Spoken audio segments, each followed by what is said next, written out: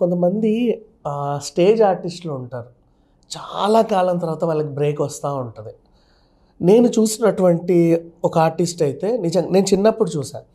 అప్పుడెప్పుడో నేను చిన్నప్పుడు యానిమేషన్స్‌కి వాటికి డబ్బింగ్ చెప్పేటప్పుడు వెళ్ళేటప్పుడు అజయ్ ఘోష్ ఇప్పుడు మనకి గుండేసుకొని 'పుష్పలో' విలన్ క్యారెక్టర్ చేశాడు కదా!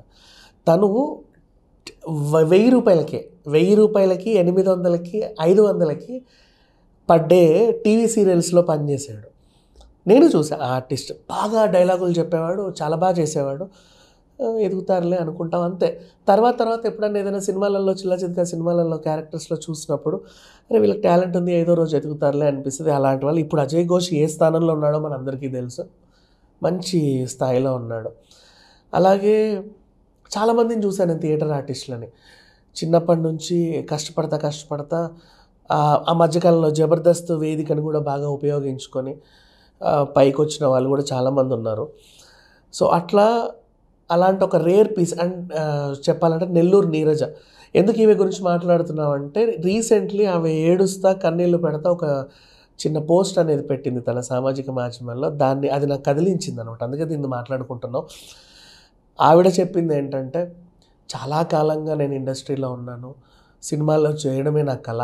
స్టేజ్ నాటకాలు వేసాను, వీధి నాటకాలు వేసాను, చిల్లా చితక షార్ట్ ఫిలిమ్స్లో చేశాను, అడపతడప వెబ్ సిరీస్లలోనూ నటించాను, జబర్దస్త్ చేశాను, ఈవెంట్లలో పనిచేశాను.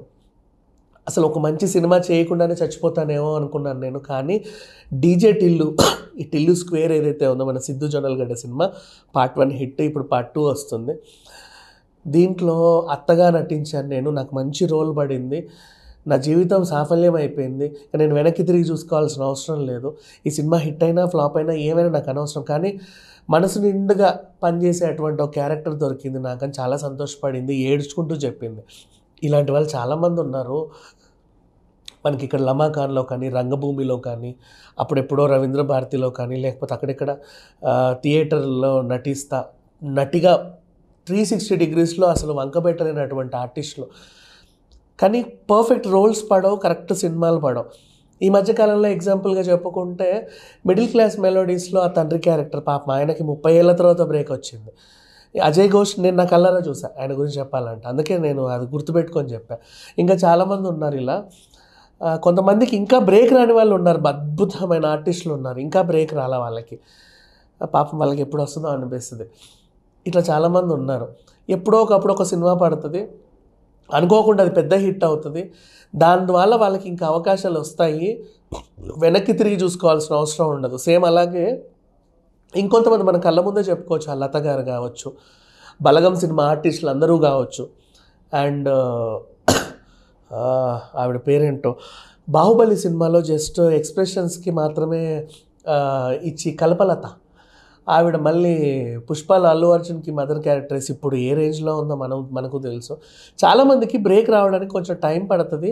కానీ వచ్చింది అంటే మాత్రం ఇంకా వాళ్ళు వెనక్కి తిరిగి చూసుకోవాల్సిన అవసరమే ఉండదు. అన్నేళ్ళు వాళ్ళు పడ్డ కష్టం అంతా కూడా ఒక సంవత్సరంలో మర్చిపోయి అంత బిజీ అయిపోతారనమాట.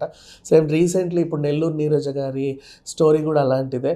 ఆవిడ చాలా మంచి నటి. ఇంకా చెప్పాలి అంటే నేను పర్సనల్గా చాలా షోస్లో ఈవిడ్ని చూశాను. అవలీలగా నటించేస్తుంది.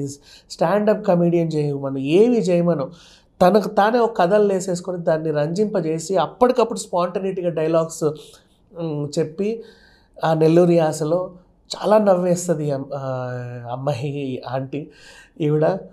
But very nice. ఆ పోస్ట్ చూస్తే కొంచెం కదిలించింది. అందుకే మనం మాట్లాడుకుంటున్నాం. Thank you so much.